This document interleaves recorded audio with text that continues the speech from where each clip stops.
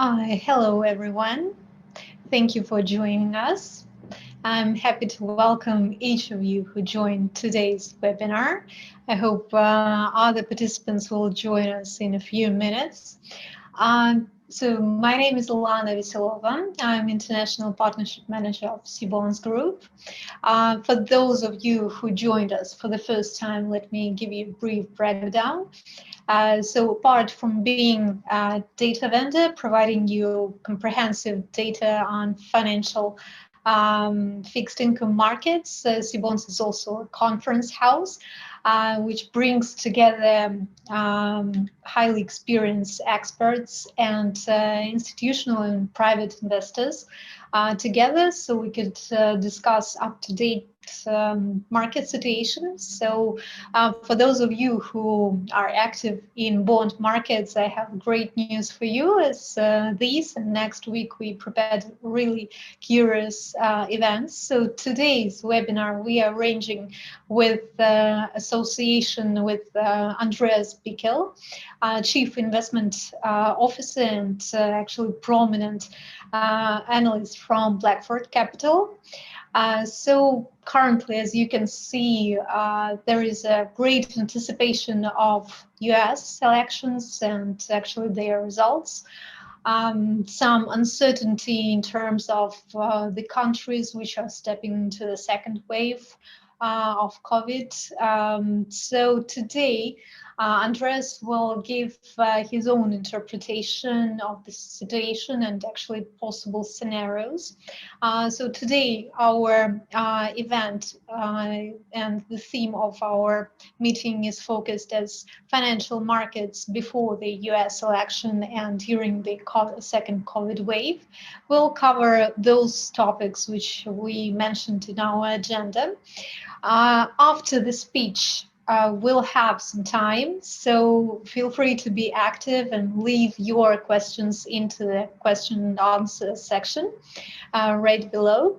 I'll pick the most interesting questions, so we'll have a very curious discussion afterwards. So I'm thrilled to pass the floor to Andreas, which you can see right now. So Andreas, please share your vision to us. Welcome from my side, and thanks, Alana, for the introduction. When I was asked to prepare this seminar or this webinar, the situation was pretty simple. We had a growing economy, and we had some more cases of COVID, but the situation seems to be under control. As I speak, the situation is completely different. First, we have a dramatic rise in COVID cases. We have today the second sell-off of this week. The first one was on Monday on equities and to a certain degree on corporate bonds. And we have several countries which take measure against COVID. So the two main topics are A, the US election and the impact on GDP development, and does it matter for markets? I will give you at least some hints what history teaches us. Unfortunately, the second topic, COVID-19, got a bit bigger than originally planned because Europe is now the hotspot and not any longer the US or India. Therefore, we have definitely to cover some more time on that topic. To start with, I think it's important to set the scene why, at least some weeks ago, the outlook would have been pretty good because of the actual implemented stimulus and the planned stimulus. But at the moment, this might be only secondary due to the other theme which we will be covered. And last but not least, I will give you, as always, some area to invest in case you want to put money at work. But let us start first with setting the scene from the monetary and fiscal side. I assume you are all aware of it, but the Fed has decided we will stay low for longer, and longer means really, really long, 2024 or even longer. And they have also decided to let inflation overshoot above 2%, with that is a regime change / in future, it is not the goal to achieve 2% inflation, rather to have on average 2%. And given that the last 12 years, we have never seen 12%, that means market participants expect the Fed to let the inflation figure to go up to 3% and the unemployment rate to drop dramatically before they might start to intervene. However, interesting, if you read Fed statements, if you follow what Mrs. Lagarde said from the ECB, they both stressed we need fiscal stimulus. Why? Because after 12 years of QE1, 2, 3, QE forever, operational twist, different programs in Europe, we have to conclude that so far the achievements are minor. A, we have inflated asset prices, and B, we have balance sheets of central banks which went up, but C, the purpose of creating growth was partially achieved, but to create inflation was not achieved at all. Here you see the Fed balance sheet. Since QE forever, you can see on the chart on the right-hand side on the top, was a little improvement or increase of the balance sheet. But so far, the Fed holds less than 22% of all outstanding treasuries. Therefore, there is, at least from the angle of the Fed, room for improvement or for more buying, while in the ECB, not shown, is holding roughly 60+% of all outstanding Eurozone government bonds, and there the room is limited. What they have achieved is, this year at least, that's the yellow line, the real yield of 10-year US Treasury is since a while at -1%. But there was no growth and there was no inflation. TIPS break-even inflation rate, so an estimate of future inflation, has risen from below 1% to roughly 1.8%. But this is basically an estimate of the market. Even so, that's still below 2%. This negative yield in the US on the real term, and in Europe, in the UK, so in pounds and in Swiss franc, in nominal and real terms, basically does one thing. It takes away wealth, expropriate, if you will, money from people who buy government bond and puts it to the public sector. That is also known as financial repression, which I have spoken twice already in these webinars in the past. The next question obviously is, can this negative real yield in the US go lower? If history is any guide, the answer is straightforward, yes. In the 70s and the 80s, we were at roughly -4, even a bit lower. Different time, there was the second oil shock and the first oil shock, and the nominal rates were extremely high, but real yield were low at that time too. That time was still the ending of the financial repression scenario, but we had growth, and as you know, we had also sinking yields starting roughly from 84 on. The problem is this at the moment. If you take a look at G10, so all G10 central banks, and at least for a Swiss, fun enough, we are suddenly a G10 country, which I would argue for purposes of central banks and importance of currency, that is probably true. Otherwise, in purpose of industrial production, we are probably not belonging to the G10 and also not to the G20. What this chart shows you is the change of the aggregated balance sheet of the 10 largest central banks of the world. And if you look at 2008 and ongoing, so QE1, 2, 3, compared to the actual situation, this looks like a little joke. This is really, really huge. But as we have just seen, besides asset price bubbles and negative real yields, there is no inflation. The main target to create growth and to create inflation, to inflate away the debt burden, was not achieved. The interesting bit is I was wondering why, for instance, after 2008 great recession, why the US, who started actually the problem, was coming out the first out of the crisis. And the answer was fiscal stimulus. Why was fiscal stimulus implemented?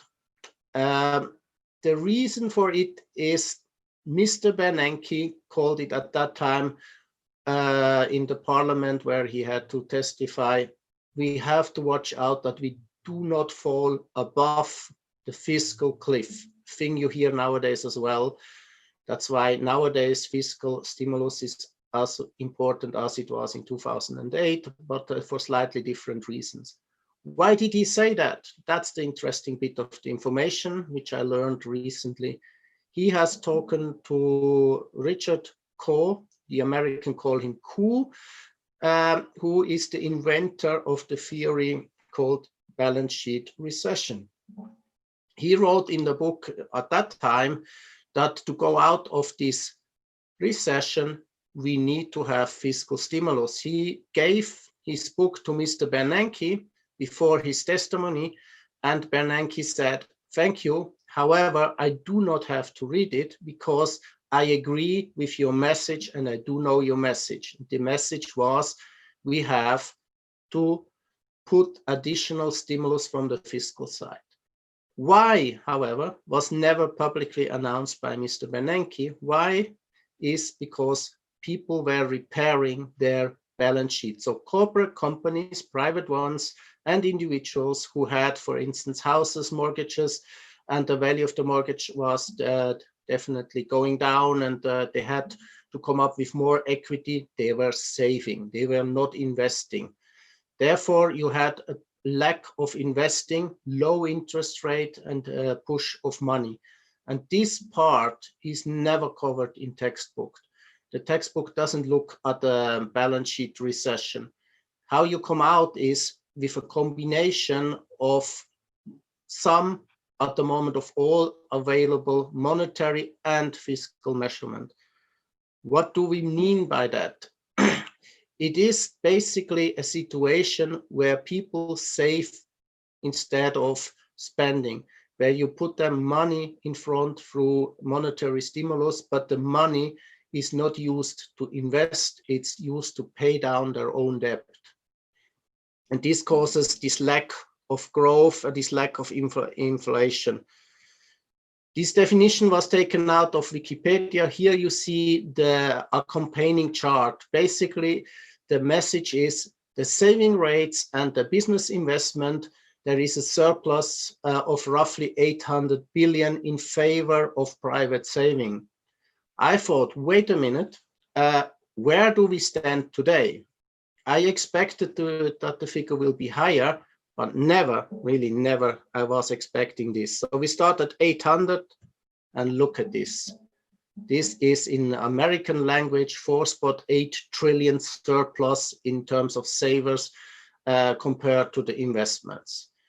And that is really, really huge, and it's the key message. If you want to overcome this problem, there's only one way, and the way is called fiscal stimulus in combination with QE, in combination with modern monetary theory, i.e. debt financing directly from the government to the central banks, and in some cases, nowadays even excluding the secondary market, and financial repression through the bond buying program. You put yields at low levels, you control the yield curve, you take away the investment opportunities from private individuals, and you nudge them to invest into riskier assets, into the real economy. Maybe you think I'm exaggerating. The Americans are famous for spending money with credit cards. The latest consumer confidence figure from last week was pretty strong. What the figure didn't show was this. We have the possibility of what you can really have as a credit from the credit card, that's the light blue line, and what people did this year. And again, you see a huge drop of the credit balance. And that's another hint that the balance sheet recession for, in this case, private individual really is taking place, and it's not just a theory from a professor. So if I put that together, we have seen so far monetary stimulus, we have seen what I call financial repression, you can call it yield curve control. What it means is basically that the investments in government bond is in nominal and in almost all cases in real term yielding you negative yield. You transfer wealth from the private sector to the public sector. And we have seen modern monetary theory. When we were at the CBonds seminar in Hong Kong, somebody from China said that the Chinese central bank at that time, and that's more than 1.5 years ago, that they already at that time issued bonds which never touched the secondary market, which went directly on the balance sheet of the People's Bank of China. In the meantime, last week, the ECB did exactly the same. They issued new bonds for this rescue plan, the fiscal stimulus which was planned, and more than 1/3 of this issue was not issued at the market. It was gone directly from the issuer to the balance sheet of the ECB, and the Federal Reserve does the same nowadays. So when there is new bond issued and there is not enough demand, it goes directly from one pocket of the government to the other pocket of the government, which is the balance sheet of the Fed. But what was partially done at the moment, as we speak, we're talking of fiscal cliff. We are talking of the problem that the parliament doesn't approve the stimulus program. Mr. Trump blames Pelosi, the Speaker of the House, of the Democrats, vice versa. But in the end, both sides have agreed we need down the road fiscal stimulus. The key question is in which way, so how much? If it's Biden, it's more. If it's Trump, it's less. If it's Trump, it goes more to the old economy. If it's Biden, it goes more to new renewable energy and modern sectors. With that, obviously, it is the next question on the table: who wins the election? And if we know, if we can guess, does it really matter? Putting this question up, the answer is probably it won't, but why? So let's start from scratch. Joe Biden leads the American presidential election on a national base of roughly 54 to 46%. Full stop, all said. But actually, wait a minute.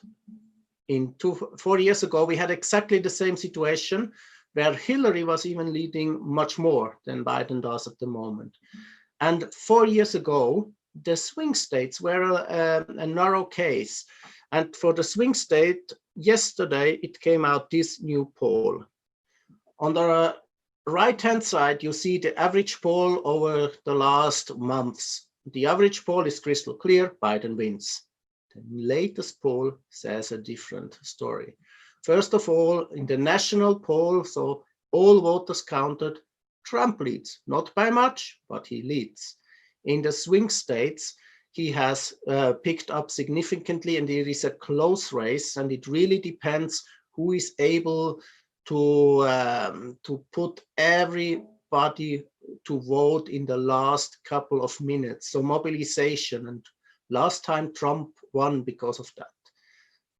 So if you look at this, it is definitely open who wins. And I would say it's probably 50 plus a tiny bit for Biden, but Trump is really close behind.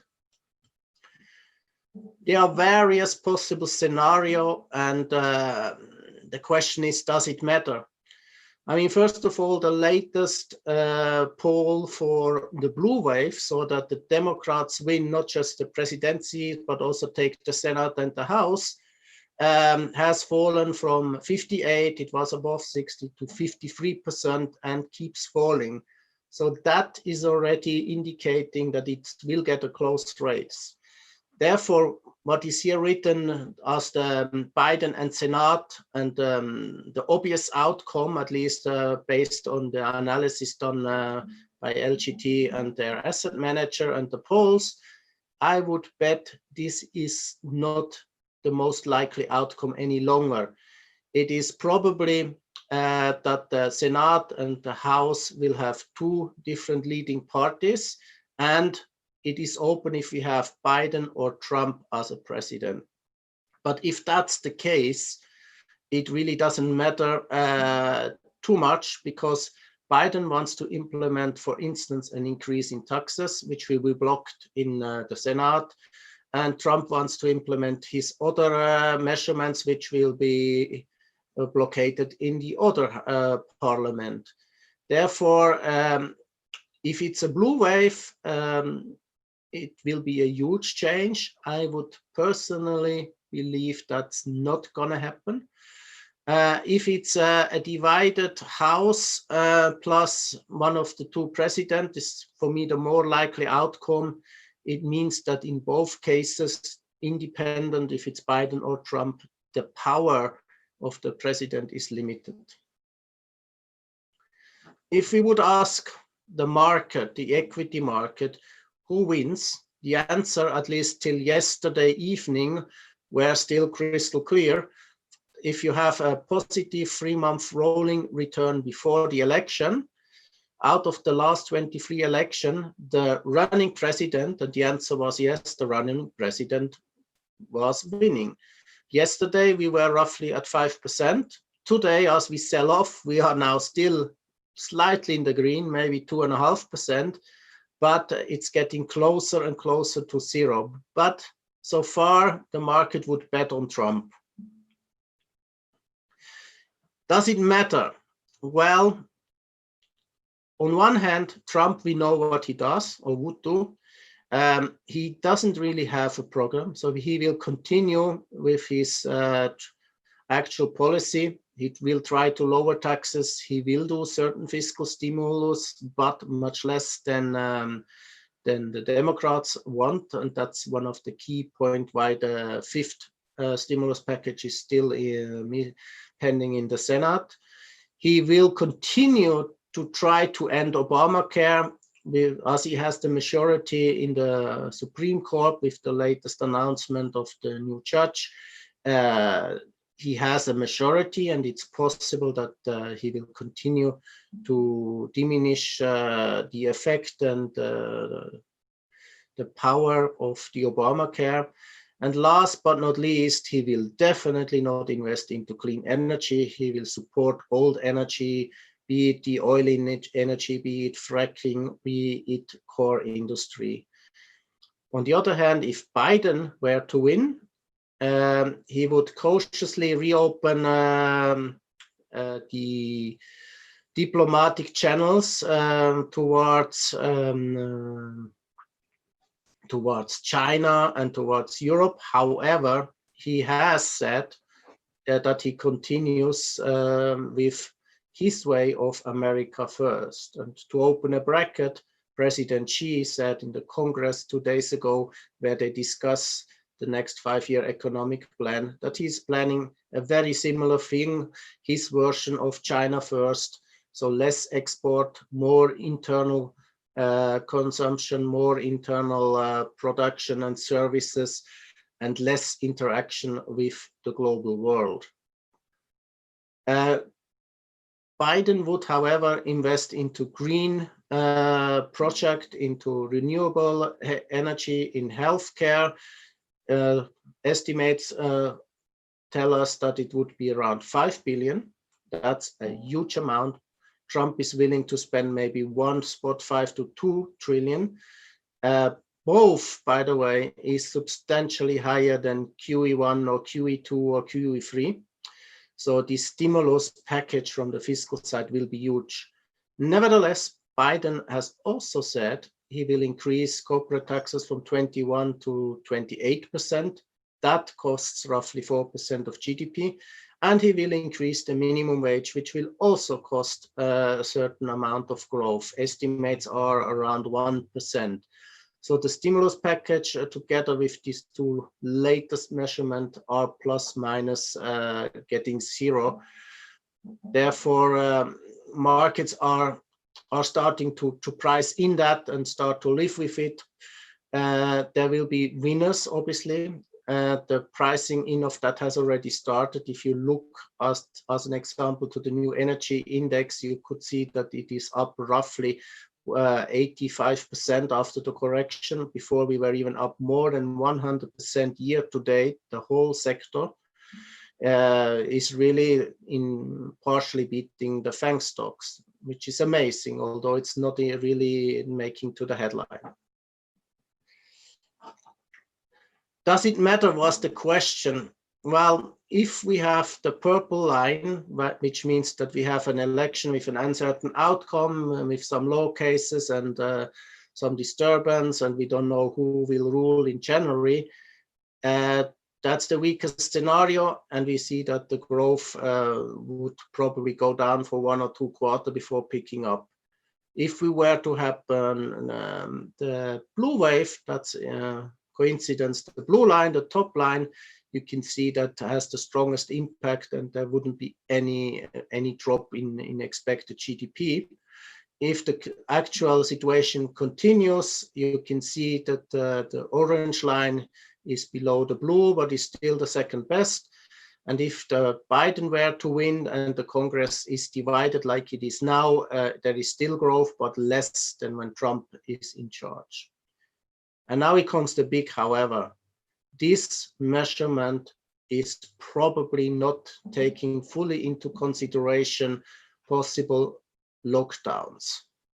And with that, unfortunately, we come soon to the next step. I have to add something more important first. I said, does it matter? The answer is, from a stock market, no. If you look at this, you see total performance of the S&P since 1932. Blue are the Democrats, and red or orange is Trump and his party. And if you look at this, actually roughly 15% when the Democrats have the president, and roughly 10% when the Republicans have the president. This is maybe a bit unfair because you have the dot-com bubble and you have the Watergate affair. If we take this out, then the result is equal. So both presidencies have produced historically very similar stock market return in the US. How does it go on until the election? I mean, today we have a sell-off, and 1 week before, so next week starting, on average, markets tend to go up. If that's this case, this time the case is definitely open. Markets today are quite panicking on the second wave globally and on the third wave in the US of COVID cases. It has to be seen. What midterm will happen is probably this. Most likely, once we know who is the president and once the fiscal package is announced, we are going to see an upwards move in US equity. But before that, even shown in this chart, although this chart is already some days old, before this election day, you should expect certain turbulences and sell-offs where we are in right now for reasons which are COVID and the spread of the virus globally. This is a global map. The brighter the color, the more cases. So you see that the big block, the US, Brazil, to a certain degree, India, Russia, and Europe are brighter than other areas. And that means also there, the spreading of the virus is, compared to the other countries, accelerating or much higher. Really, from today is this chart. I have just added it for one reason. As we speak, Mrs. Merkel and all presidents of the Bundesländer are meeting up to discuss a partial lockdown. Here the same, the brighter the color, the less cases. And as you can see, Germany is one of the brightest spots on the map. And they are discussing curfews, so partial close down of the economy. In Czechoslovakia and in Belgium, they have already locked down. We can argue makes sense. If you look at the color, that means a lot of cases. Also France, Spain and Italy do have partial lockdowns and curfews in the night. But if you just look at the color and the number of cases, we can argue. But nevertheless, that are facts.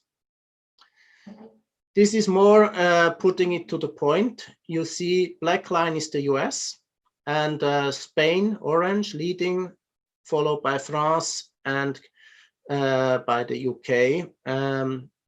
These are the number of cases per 10,000 inhabitants. If there were Switzerland on the map, we would be leading the pack. As we speak, the press conference was just finished, and we are not implementing in Switzerland lockdowns or curfews. We are trying to go a middle way, although based on statistics, we are definitely leading the pack. The WHO has on Monday announced that the current wave will not be brought under control, at least for a month. So until December, they expect this getting worse and not better, even though all these countries shown here have implemented already severe measurements. What is striking is this table. On one hand, one key message is Japan, China, and Korea. So 3 different Asian countries with different regimes. They have it under control. Different India. India never put measures in place. But even there, in absolute terms, it's huge. If you look at the total cases, yes, it is definitely severe, but it is less than 2.5% of mortality of the cases, and the number of cases in terms of the total population is not that big. Amazing is the US. They lead the pack, but they lead the pack in various ways. They lead the pack here because of the absolute cases in terms of deaths per 1 million inhabitants, but they also are one of the countries in the world who is continuing to grow, where consumer confidence is strong, where the job market is improving from a low level, but still improving, where QE GDP is expected to be up 30%. This is the way the American measure it. So we expect to be year over year 7.5, but they analyze it and then you get to 30%, and they were minus 35 in Q2, and it's expected that Q4 will already be plus 2%, including the COVID cases. If that were to happen, so the US is already or would already be out of the recession. Today, the news or the headline, which was stroking, but from a Western point, it's a bit to smile. China, you see here, new cases total 20. New cases today, they have doubled. They have now 40 new cases. Wow. But China is immediately implementing measurements, and 40 cases to 1.44 billion of inhabitants. I think we can agree that the problem is not in China. However, I would like to repeat what I said at the beginning. China this year did 2 things to come out. 3 things actually. One was they controlled everything. They closed down the region of Wuhan. This is from the virus angle. But from the monetary, they did monetary stimulus, but to be followed, accompanied by a substantial amount of fiscal stimulus.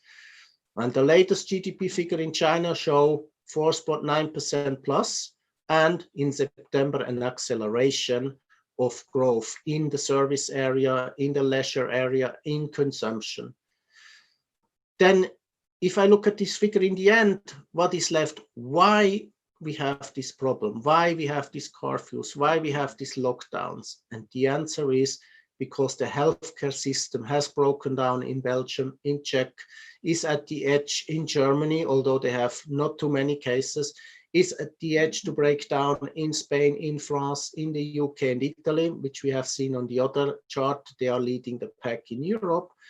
And that's really the problem, because if the hospital is not able to deal any longer with the new COVID cases, they start to postpone operations for normal cases, which is already starting in some cases, and this is severe.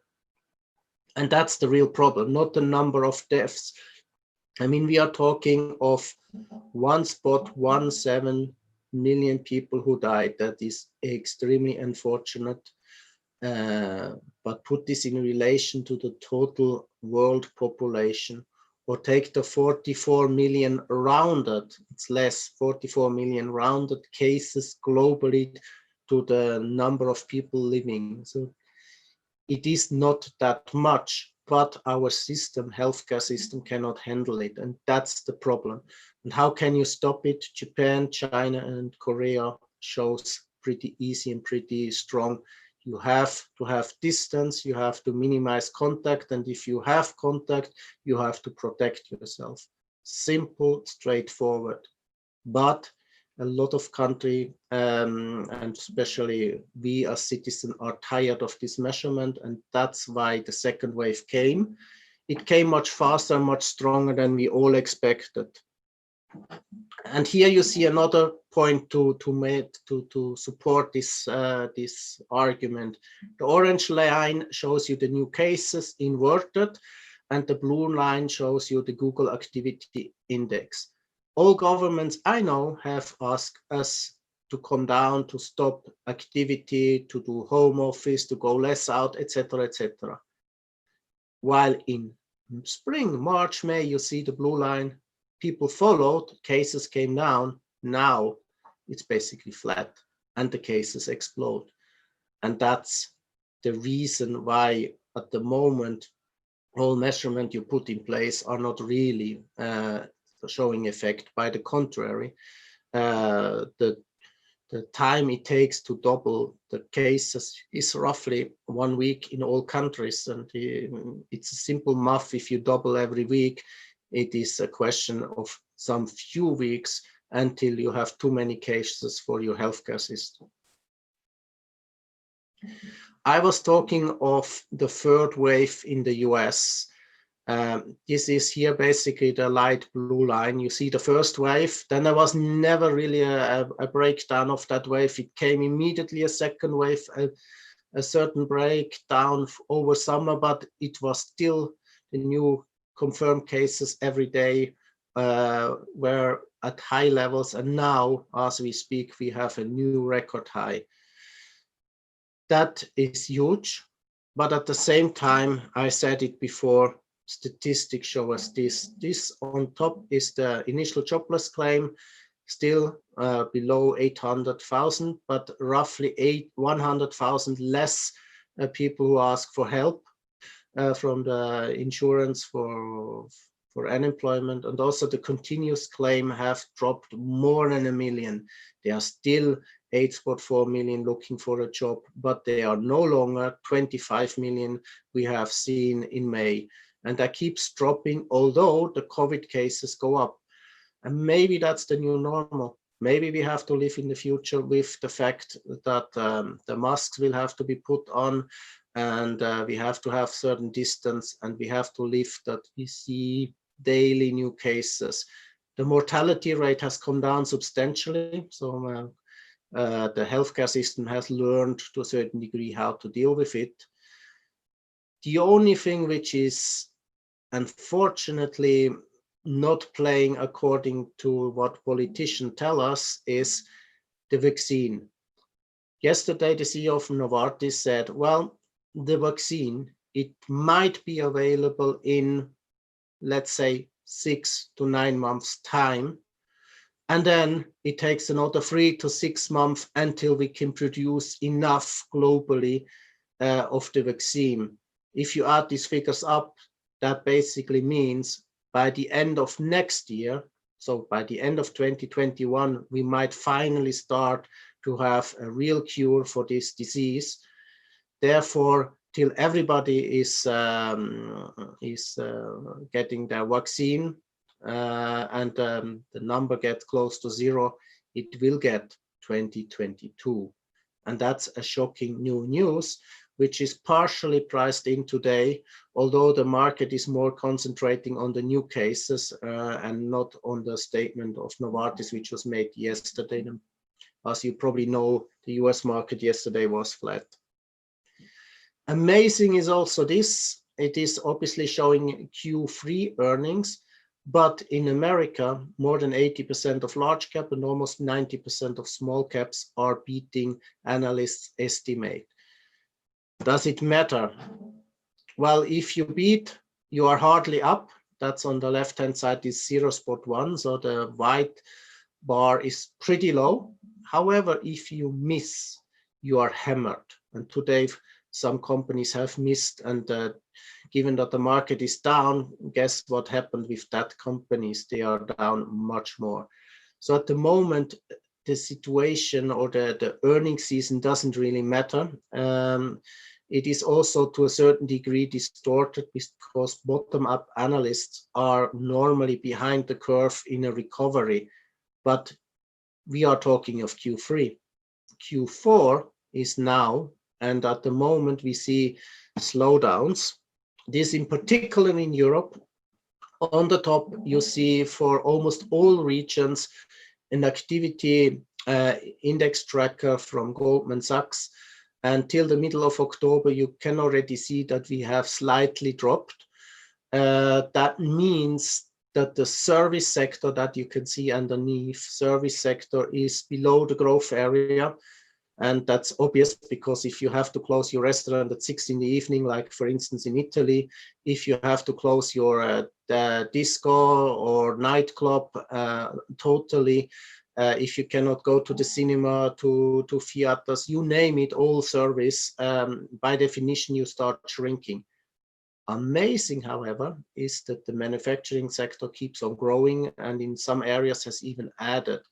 In Germany, we are at 58. 58 is above the 55 threshold. So this is an acceleration of an already strong growth.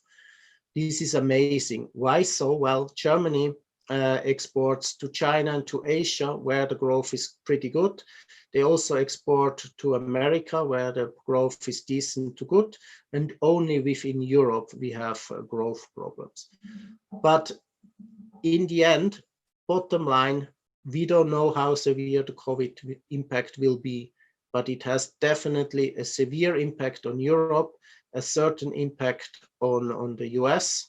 As we have seen, the US is growing below potential, but it's definitely growing at a nice pace during Q3 and most likely Q4. But Europe is starting to come back into a slowdown and maybe even a double dip recession, or as most people put it nowadays with letters, a W recovery. So we are in the second V of the W, if you will. You can also see this on these two slides. EPS estimate on the right-hand side for Europe, and you can also see it on the activity for Europe on the left-hand side. They are back to levels pre-crisis, but the expected EPS earnings per share for European companies is definitely shrinking more than 20%.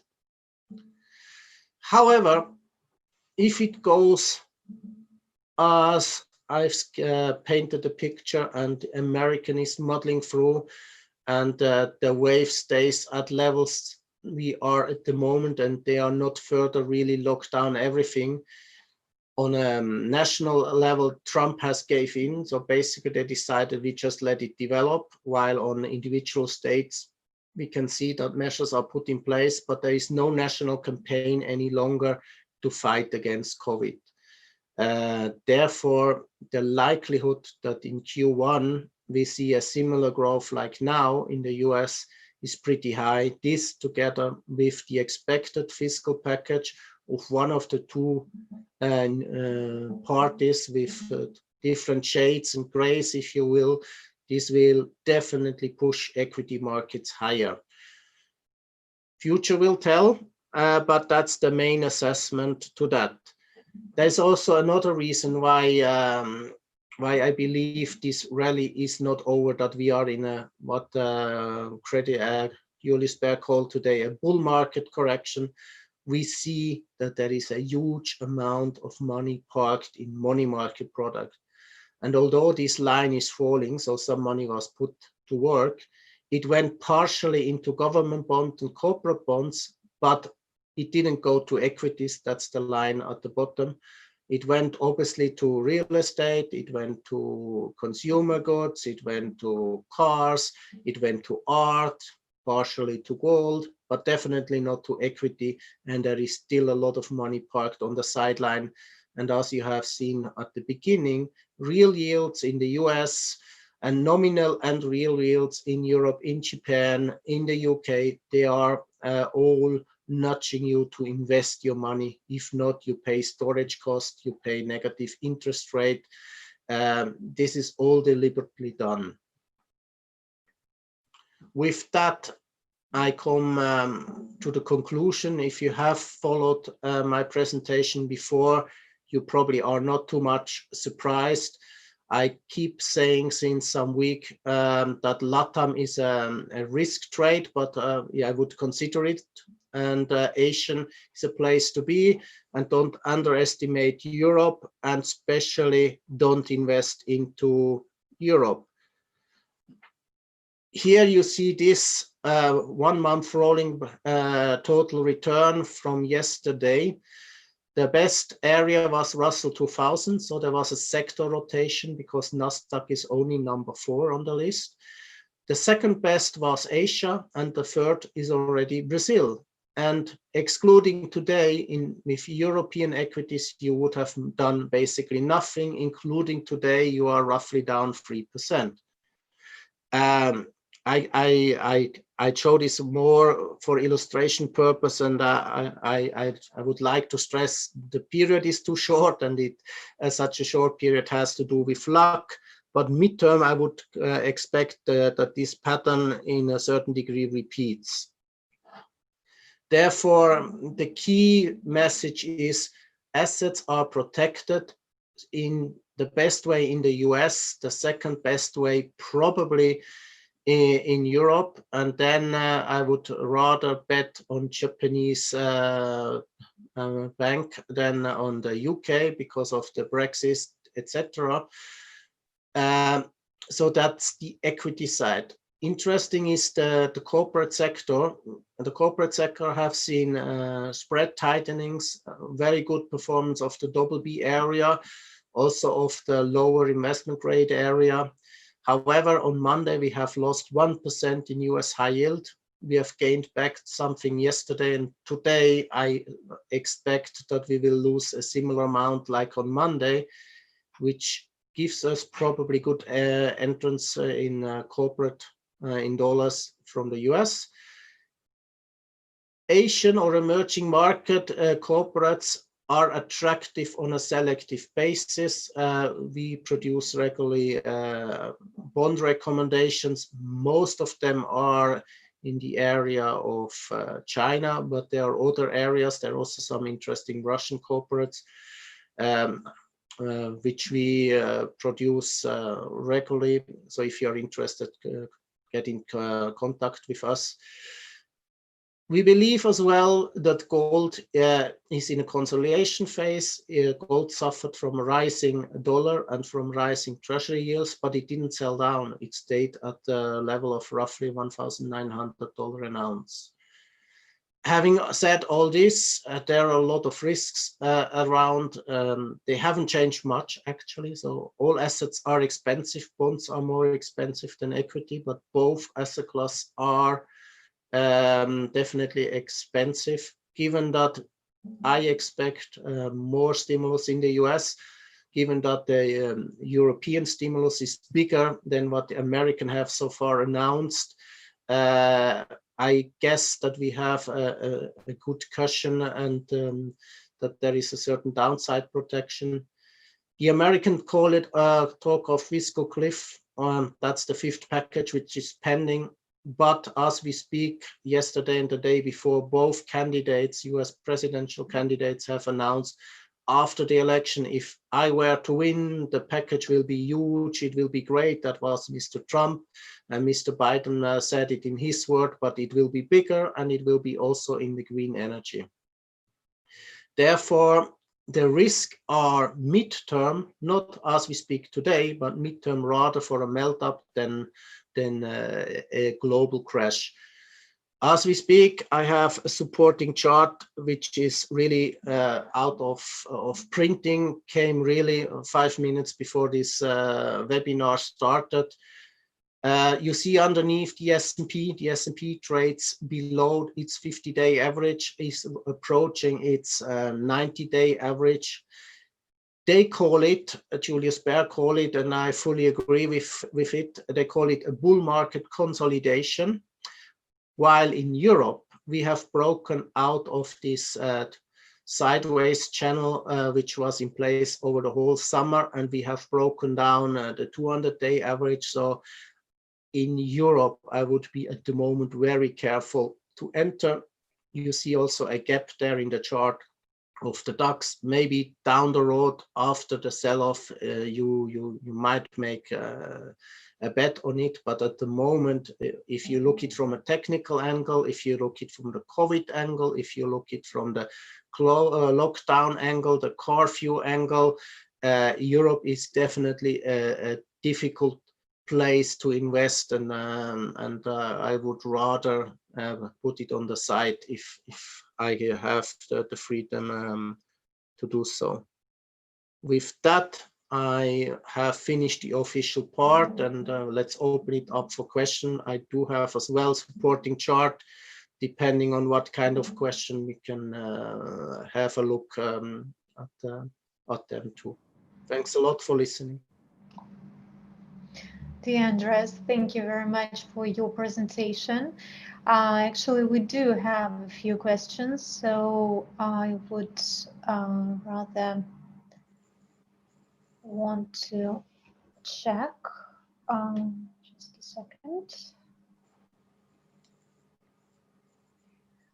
So, for instance, what are your thoughts on the future of exploration of funds from private sector to government sector because of the negative real yields? Will it continue once the economic growth and inflation starts? That really depends on your private situation. So if you were to get subsidized unemployment help from the state you live in, you're probably not really hardly hit. And if you continue to work, neither. So these lucky people obviously won't have really to save down the road. But there are a lot who don't profit from this kind of support, and the support is not sufficient.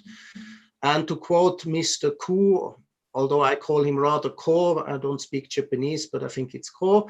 Nevertheless, he said, and I fully believe and agree with him, that all those people who have now de-saved, so must survive with their savings, once this pandemic is over and the economy starts growing, they will not repair their balance sheet because this was done in most cases before, but they will save money and be afraid of future events like a pandemic, and they will probably not go back to the market, and they probably will not invest at all. What he didn't answer, and what is the tricky bit of this answer, is how much or in percentage this is.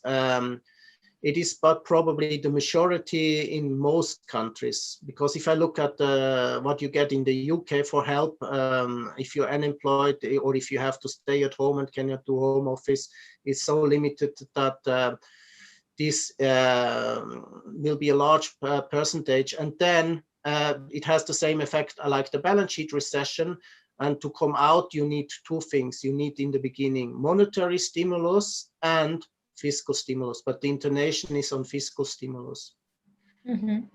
I actually had my personal question. Please take yeah, so I could take advantage of it. So your previous webinar was on WV-shaped recovery, right?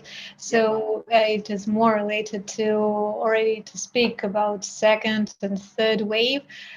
So which economies do you consider actually less affected by all these lockdowns and coronavirus, like your top three? Well, top three is hard. I know. One is crystal clear. Number one is China, because they forced about 9% acceleration in September. Number two is really, really, really tricky.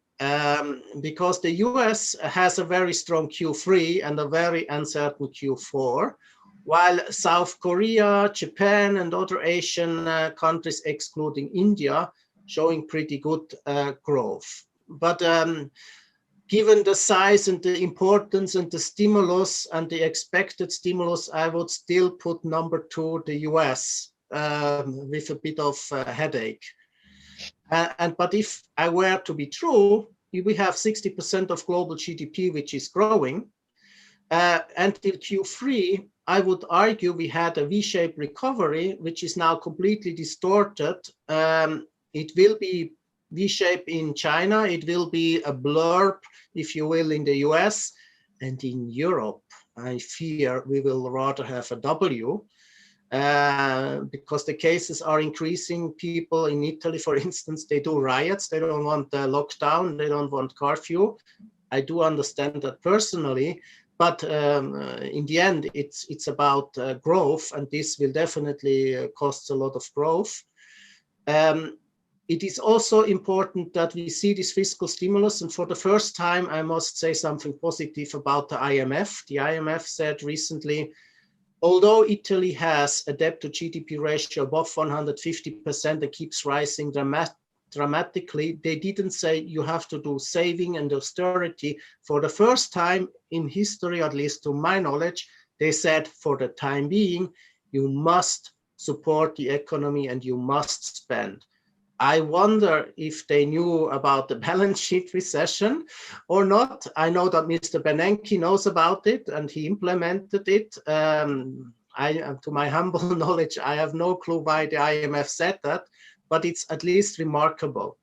And down the road, I must add, down the road, there are positives. We have similar to the 20s, so roaring 20s, ages ago, we have a change in economy to digitalization, Internet of Things, clean energy in a broader sense. Digitalization already said.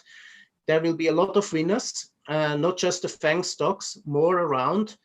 And we have this massive stimulus from both sides. And Eti Adeni, from Adeni Research, used to be Deutsche Bank, very well-known US strategy. He used the terms, are the roaring 20s back? His answer is straightforward, yes. I am a bit more modest. I believe we will go into a melt-up down the road, and down the road is probably 2024 or so, because so long the Fed has announced to keep rates at zero, and rates at zero means negative real yields in the US, and obviously means for the euros, for pounds, for Swiss franc, for yen, negative nominal and real yield. But this will end up in a melt-up. But I said that before, and so far I get always pushbacks, and as long as I get pushbacks, I believe it's possible, knowing that it's at the moment, especially today, when we see a sell-off, a brave statement. I wonder who will win the contest. I believe later on we'll speak about another grade 7 or what grade 9 which we have right now. All right, we have a question. Why has private savings ballooned when yields are historically low, and why there is limited demand from government bonds, like 30% being purchased by other government buyers? So where are all the savings going? That's a good question. Um, well, first of all, it is amazing that you have yields which basically are zero. You lose money and people save and you have no inflation. That are facts. About this probably we cannot really argue. Now the reason, if you believe Mr. Ko, and I do because it fits my picture, but be free to disagree, people are still suffering from the great financial recession we have seen, in particular in the US. And although most of them have most likely repaired their balance sheet and paid back the mortgage, which was too high compared to the value of the houses, we see in the US also, at least in the higher end of the market, I wouldn't call it a bubble, but investments in that area. So people rather buy homes than government bonds, and they still hoard cash. And Mr. Ko, again, I'm sorry to quote him again, but maybe it gives a bit more value. He believes that all these people are so scared of markets, financial assets, and obviously mortgage, that they probably will never in their lifetime come back to financial markets. That's why money flow out of equity is so pronounced. The government bond buying is mostly institutional driven. So if you're an insurance, a pension fund scheme, you are forced to buy them, knowing that you won't get any return at all, but you are really forced to. I'm not aware of private individual who buy that, but the main point is people really save now for different reasons than 10 years ago, but they really save. And the COVID situation is pushing them, if they can, even to save more. So the helicopter money in the US was either put in the stock market or was put aside, but it was definitely not used to invest. Mm-hmm. So there is another question: in which assets we should better invest? We have two questions more or less related to gold. So what is your take on gold miners? Do you consider them a good way to get access to gold? And well, I believe we can take it additionally to this. Sorry. Probably sharing the screen right now. And is it a good time to invest in gold or wait after the US election and even beyond? So you can see supporting slide. I was expecting this question. Maybe I was not crystal clear, but you can hate gold or you can love it. I'm neutral in this term, but I believe that midterm money will flow into safe assets, and one of them is gold. Now, bears will tell us, well, gold is expensive, you cannot measure it, etc., etc. But put it around.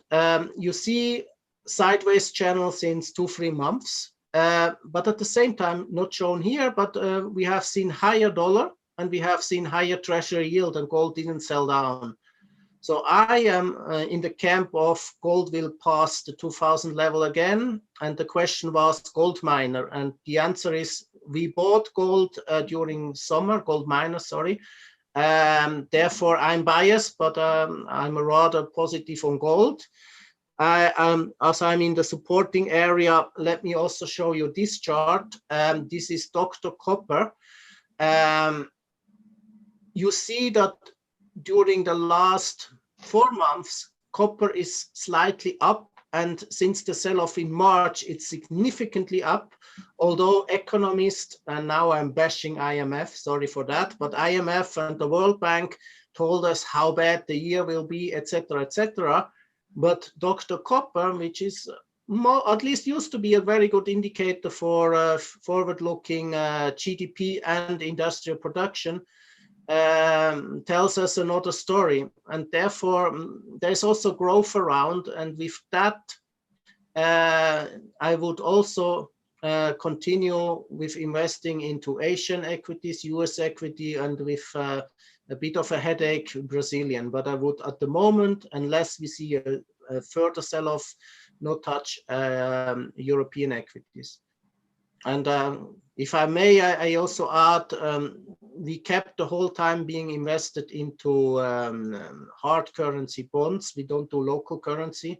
Local currency should profit from the weaker expected dollar, which actually I have here. You see, we had the dollar in August finding a low.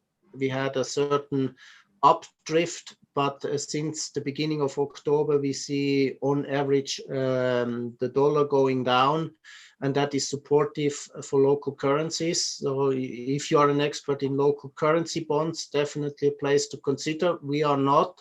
We buy hard currency bonds, and we believe that with this spread widening today on Monday, the situation got really more attractive than it was already. Andreas, yeah, actually really close to my next question. So talking about the currencies, some people say that US dollar is not that hard currency right now. Do you consider maybe some additional currencies like Euro, GBP, kind of like stronger right now and better for saving, for investments? Well, now it comes the problem from the Western guy trying to give an answer, knowing that you think most likely a bit different than I do, because you don't care if it's dollars, if it's euros, whatever. And I would say it depends if you think in dollars or in euros. Knowing that this is not what you want to hear, so let me try to answer your question.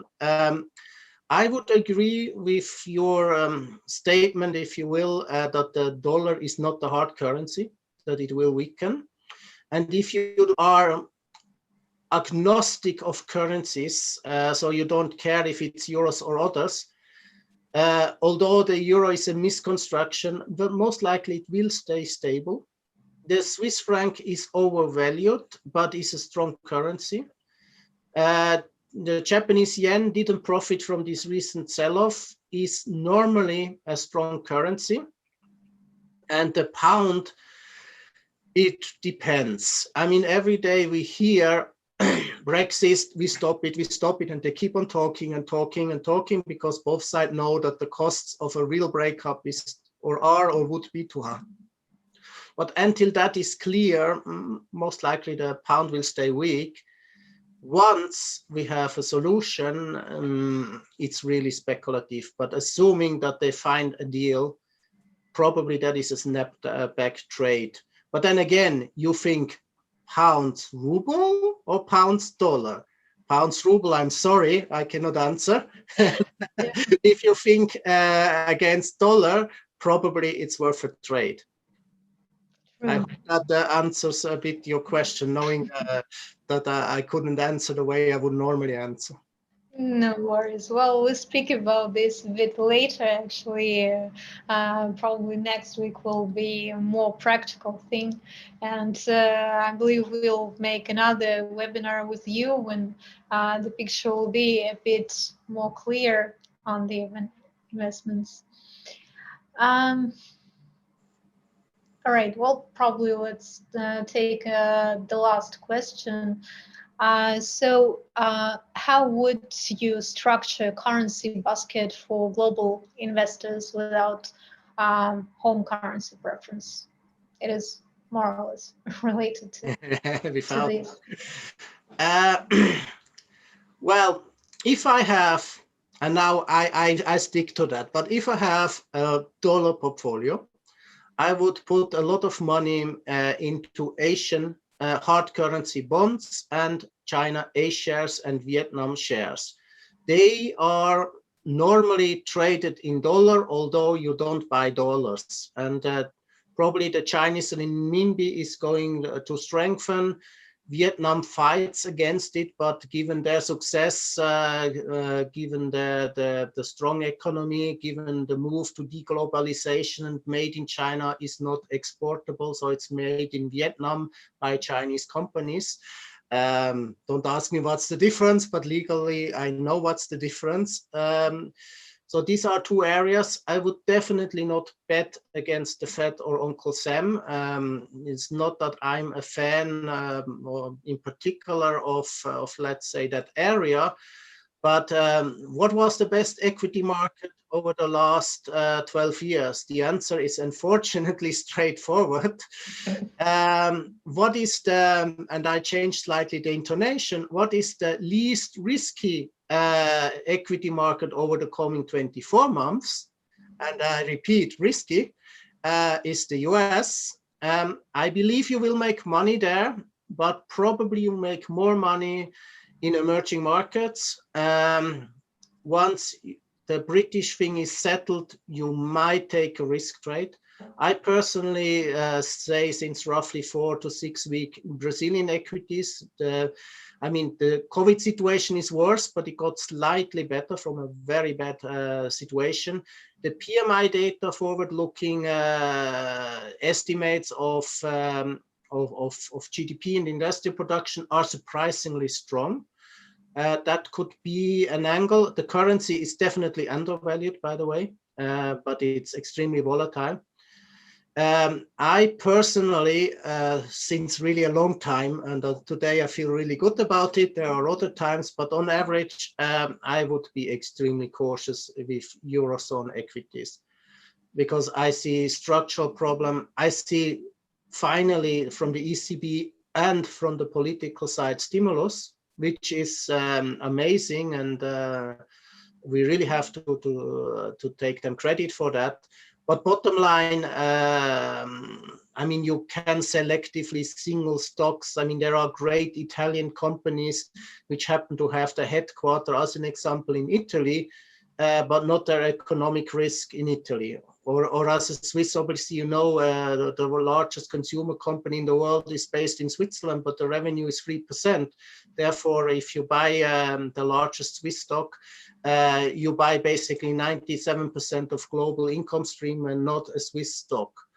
But on average, I would be very careful about the European area because there is a lot of structural reforms missing. We still don't have a fiscal union in the Eurozone. We have the Brexit not solved, etc., etc. True. All right. I don't see other questions. Come on. No question to oil. I'm disappointed. All right. Well, if you have some more comments, feel free. I believe we can finalize our discussion here. So if I don't see other questions. All right. Well, thank you very much for very interesting discussion. I really like when it is possible to speak directly, not only to hear the theoretical points, but also to have very good discussion on some crucial questions which are just rolling in your head for last weeks. Definitely. If I may say so, thanks a lot for having me. I included today a more theoretical part. Obviously, if you talk 5 minutes about balance sheet recession, you cannot really explain it from the heart. But you find it on YouTube, and if you were to believe in it, and you see the four aspects I showed, if they are visible and will be implemented, the COVID impact on growth is not that severe like the news headline we see now daily. I see. Well, we still have one more question. Well, actually, yeah, we covered gold, we covered different assets, but what do you think about oil price moving forward? And actually, it is very um, curious situation, especially for stocks, which are also oil related, some companies. I'm personally interested again. I wish I had a crystal ball, but okay, let me here. This is the WTI future as of yesterday, and as you can see, it has broken all resistance. So 200-day moving average, 100-day, and 50-day average. And the problem here is basically there is too much supply, too much production, and the demand is low. The demand unfortunately stays lower for longer because traveling is not going to happen anytime soon. So the airline industry is almost at the bottom. The production cost was postponed again. So there is definitely a mismatch from production or demand and supply. The oil futures were contango. So if you were to invest and the price were to go up, you still lose on rolling. So it's really tricky. And last but not least, you ask about the stocks. And the stocks, it really depends who wins. If Biden wins, fracking is not forbidden. So there will be still fracking. However, he will put roughly 3 trillion into new renewable accessible energy. The European Union pushes into the same direction. So there is a structural shift away from the traditional oil companies, and most of them have already cut the dividend stream.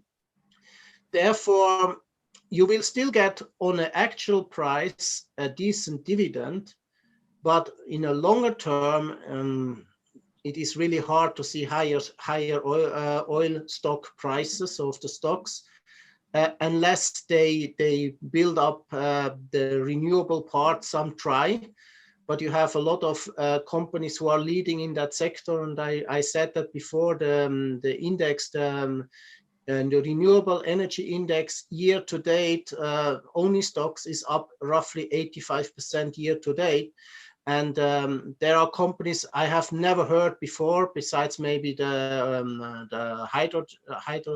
hydrogen stocks, but all the others were completely unknown to me, and most of them even are not producing profits. But bottom line, I would be careful. Although I'm invested in the Russian index, so I'm a bit contradicting myself, as you know. Pleased to hear. Yeah, well, we will actually discuss where is high yield next week. So we'll see. We'll discuss more details a bit later. Right, then let's close our discussion for today. I'm very thankful and really thrilled that you were able to make it so we could arrange such amazing discussion today. And for those of you who will be able to participate next week, join us and see our next event. All right. Thank you very much. Then I'm leaving. So thank you. Thank you.